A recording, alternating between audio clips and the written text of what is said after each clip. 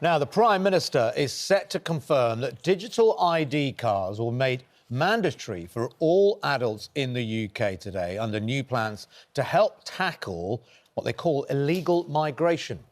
Anyone starting a job will need to show their so-called brick card, that's what they're calling it at the moment, to prove they have the right to live and work in the UK. Critics say the move would impinge on civil liberties, though. And the Culture Secretary, Nandy, is live in Salford this morning. Good morning to you. Now, this wasn't in the Labour manifesto, was it? The then Home Secretary, back in July, just after you were voted in on that manifesto, Yvette Cooper, of course, said this isn't Labour's way and ruled it out. Why the change of heart and why suddenly mandatorily impose something that the nation didn't vote on? Well, because over the last year we've been looking at all the different ways that we can tackle illegal migration. We inherited record numbers of immigration from the last Conservative government and a lot of illegal immigration that has caused real chaos and harm to people's lives. We don't think this is the only way that you tackle that crisis. We've put in place a returns agreement with France so that people who come here will know, on small boats, will know that they'll be returned. We're undercutting the criminal gangs. We've strengthened our border enforcement and we're processing asylum applications at twice the rate of the last government. But we think that this is a significant step that we should and could take to dealing with illegal working, which is obviously a pull factor for people coming to the UK.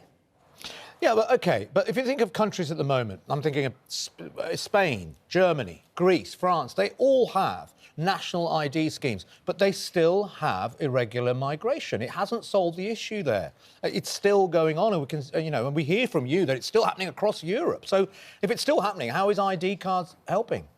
Well, we're not pretending for a moment that there is one single silver bullet solution to the chaos that we inherited, but we think this is part of the solution. At the moment, we hear from employers often who tell us that they face big fines, rightly, and even jail sentences in the most extreme cases for employing people illegally.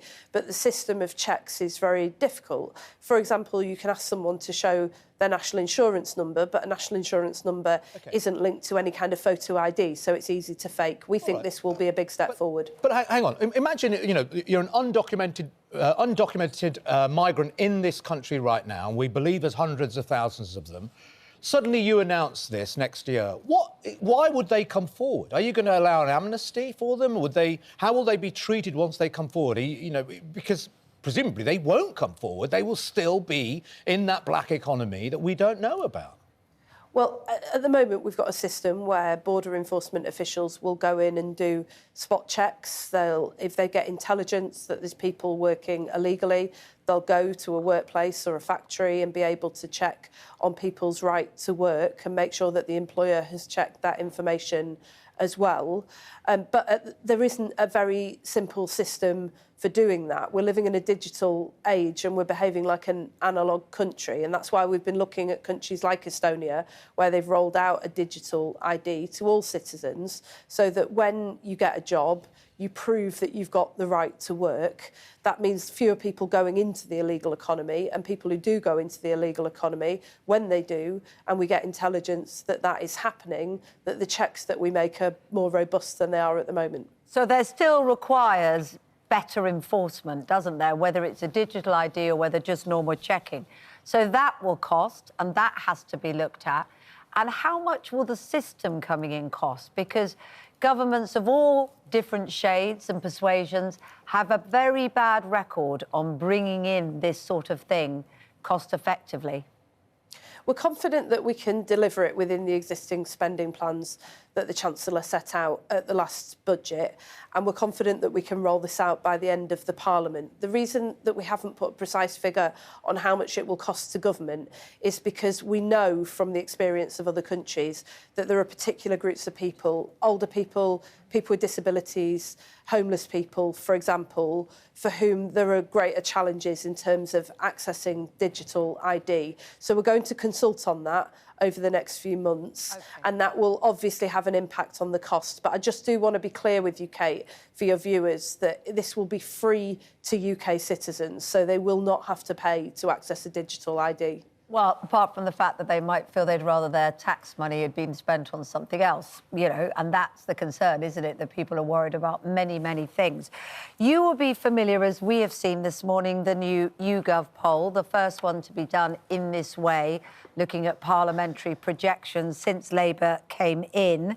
The question was asked that would you vote for reform? And from those answers, they have drawn up how the next Parliament would look. It looks like a hung Parliament with reform at number 1, numbers, and Labour second. Is part of this a reaction to reform? No, it isn't. I can honestly tell you that over the last 14 months since we were elected on a mandate to change this country, that every day, everybody in the Cabinet, from the Prime Minister to myself, has got out of bed thinking about the ways in which we can improve people's lives and pulling every lever to do it. Digital ID is one of those ways that we think we can tackle what is a growing concern to a lot of people that hasn't been acknowledged for too long, and that is the impact that illegal migration is having on people's lives. Okay. It's not the only issue in this country. There are many issues in this country, but I can promise you that the thing that we're focused on is what is happening to people in this country, not on our own prospects, our own seats, and on the next election. But your leader, our Prime Minister, Sir Keir Starmer, is going to make a speech later on today. Apparently, we're expecting that he will talk about and he'll attack those he says are weaponising working people's issues and sowing division. He talks about patriotic renewal. I mean, you have to get your head around what does that even mean? Are you telling me that isn't a reaction to reform and the raising of the flags and this nationalism we're seeing? Isn't this language... Almost certainly that's a response to that, isn't it? No, if you go back 6 years to when Keir Starmer was elected leader of the Labour Party, after our worst election defeat in 100 years, he was talking about patriotism and believing in this country even then, and actually was attacked by some people for doing so. What does patriotic renewal mean? It means that this is a brilliant country. When I think about the sectors that I get to work with, film, TV, music, fashion, sport, we light up the world in these things. We're brilliant at it. Every child in this country, every person in this country deserves the right to contribute to that and to benefit from it. And that's what this Labour government is all about. Look, we don't know the full details, but we know that he's going to talk about how these people were weaponised and people on there might have had genuine concerns about their jobs, about Britain, who were on these protests in recent weeks. But do you think he should be addressing, say, the Muslim community? There was lots of anti-Islamic chants at those protests. A lot of Muslims feel very threatened by it. We've seen a rise in some Muslim attacks at mosques and Muslim women in hijabs that have been attacked or had verbal abuse thrown at them. Do you think, in that speech today, our Prime Minister should address those issues directly and give words of comfort to people like the Muslim community and other marginalised communities? Well, we've already done that, and I'm happy to do that on your programme today. I'm come from a mixed-race background. My dad came to this country in the 1950s from India, and I grew up in Manchester at a time when people were flying the flag in order to say to people like me that we weren't welcome in this country. That's one of the reasons why I really support what our Prime Minister is saying about a country that belongs to all of us. And it's perfectly reasonable to recognise the concerns of people up and down this country about illegal migration, and also to stand up against the hate and division that we've seen that's made so many people feel afraid in their own country. I think the patriotic country that we are is not summed up by the people who are chanting those racist slogans. It's summed up by the people who came out to defend our mosques and to do the clean-up after the riots last summer and to support the whole community. That's the country I believe in and that I'm proud to be a part of. You mentioned Manchester, and of course you are the MP for Wigan, and you talk about division. Now, there's some that feel there's division in the Labour Party. Andy Burnham, Mayor for Greater Manchester, has raised the spectre that he is challenging the leadership. He says MPs have come to him and suggesting he should do that. You have said you love him and you'd support him in whatever he did. Have you heard challenges? Are you one of those that would support him if he did challenge Sir Keir Starmer?